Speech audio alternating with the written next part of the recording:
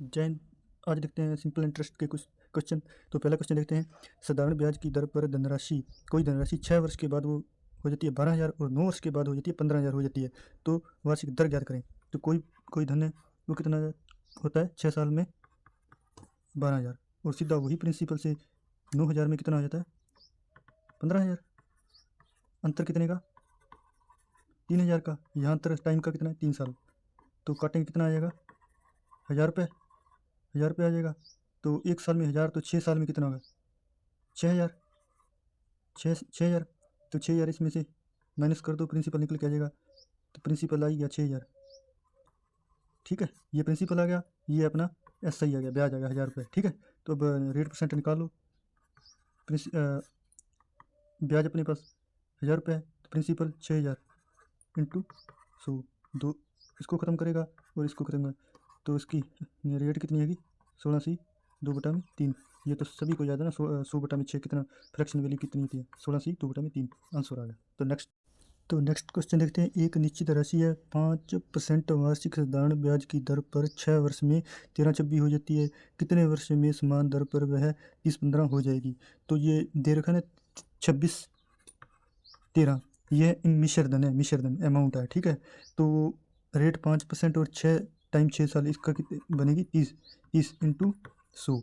तो इसको करो काटो, इसको कितने बार काटे 2 और 0 और ये 10 बार, तो ये आ गया प्रिंसिपल 21, 20, 10।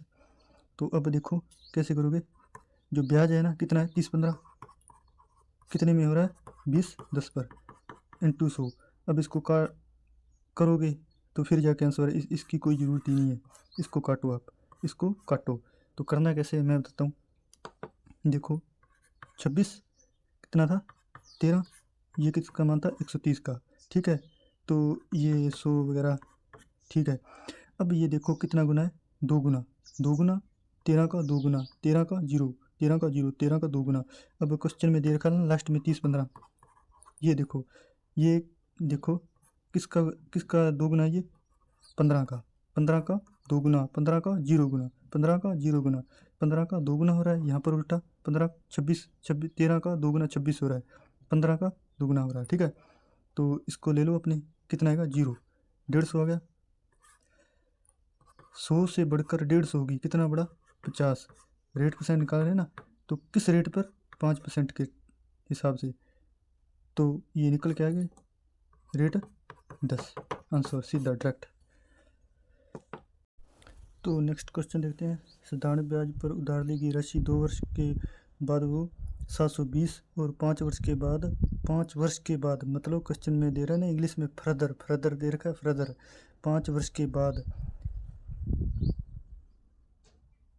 10-20 रुपये धन हो जाती है, इतना लगभग हो जाती है। ठीक है, तो क्वेश्चन यही है ना।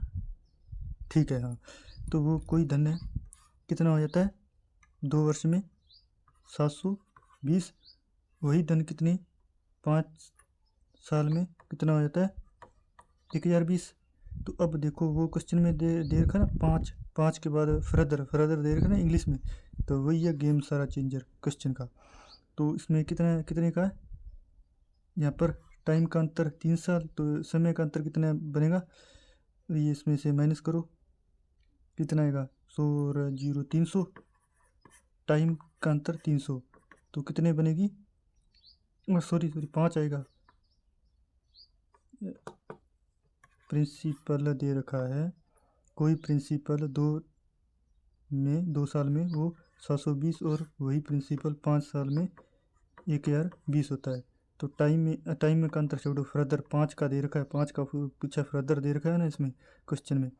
तो लैंग्वेज देखो पकड़ो उसकी, कितना 300, तो फर्दर 5 साल में कितना होगा 6-35 60, 60 आ गया, ब्याज 60 आ गया ना।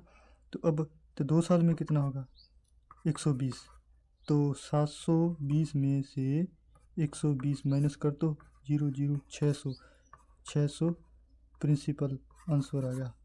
तो क्वेश्चन में देख रहे हैं ना फर्दर यानी 5 साल के बाद, 5 साल के बाद। क्वेश्चन में इंग्लिश में ढंग से पढ़ोगे ना, फिर क्वेश्चन का समझ आएगा क्या बोल रहा है वो। ठीक है, तो नेक्स्ट क्वेश्चन, एक व्यक्ति को 2,000 रुपये हैं, वह राशि का एक भाग का हिस्सा 5% साधारण ब्याज की दर पर और शेष का हिस्सा शेष राशि कितने में 4% साधारण ब्याज की दर पर देता है। तो एक वर्ष के बाद वो 96 रुपये कमाता है। एक वर्ष के बाद वो कितने रुपये 96, तो उसने तो अपने को 4% दर वाली कितनी राशि ने वो ज्ञात करनी है 4% वाली। तो यानी सीधा देखते हैं 2,000 रुपये है, एक भाग को 5% पे, दूसरे शेष भाग को देता है, रिमेनिंग को देता है 4% पर, ठीक है।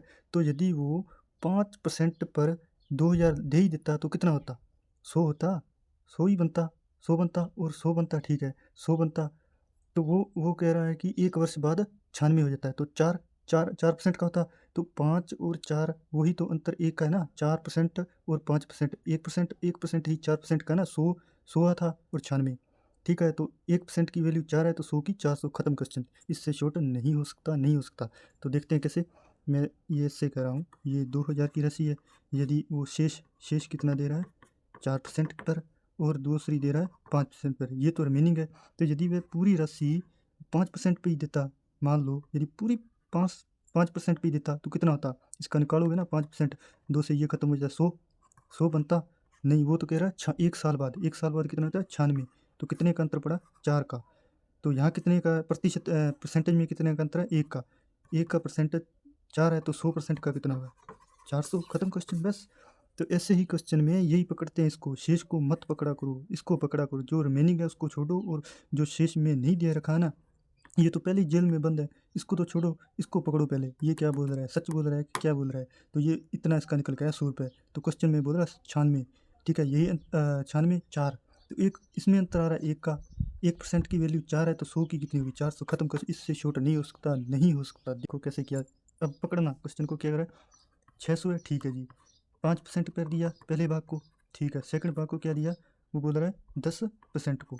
ये तो कह रहा है इसका तो हमें ज्ञात करना है, इसका तो करना है, इसको छोड़ो, इसको गोली मारो, इसको निकालो, इसका निकालो, 600 कितना 10% तो निकाल ही लोगे, कितना आएगा 100 कट जाएगा 60 आएगा, 10 इंटू 6 60 आ गया रुपये, और ये 40, क्वेश्चन में बोला 40 रुपये योग, इसका अंतर कितना है 20 का, 20 रुपये का अंतर है। तो इसका रेट में अंतर क्या है 5% का, रेट में 5% का 5, इसका कितना बनेगा 5% का 4, एक साल में कितना होगा 400, क्वेश्चन खत्म होगा, इससे शॉर्ट नहीं हो सकता, नहीं हो सकता, ट्राई कर लेना कहीं। तो क्वेश्चन क्या है दूसरा, कितने समय में 6% वार्षिक की दर से 4,000 रुपये का मूलधन साधारण ब्याज की दर पर क्या होगा, यदि साधारण ब्याज 400 रुपये है तो हमें दर ज्ञात करनी है, ठीक है। तो कैसे करेंगे, मान लो प्रिंसिपल कितना है अपने पास 4,000, तो इधर क्या है रेट क्या बोल रहा है, सॉरी SI 400 रख दो, इसके नीचे 400 इंटू 100, तो रेट निकालो इसकी, दो इसको ख़त्म कर देगा ये 10 बार, रेट परसेंट आ गई 10। तो अब देखो स्टेप क्या है दूसरा, 6% है, 6% है, 6% है, दूसरे टाइम 10% है, ठीक है। तो ये है 12 मंथ का, 12% का, 12% का, तो ये इसका कितना हो रहा है 2 गुना, तो ये भी इसका, ये हमें ज्ञात करना है, ये भी इसका 2 गुना हो जाएगा, कितना हो जाएगा 2 गुना, तो कितना 20 मंथ आ जाएगा, क्वेश्चन खत्म।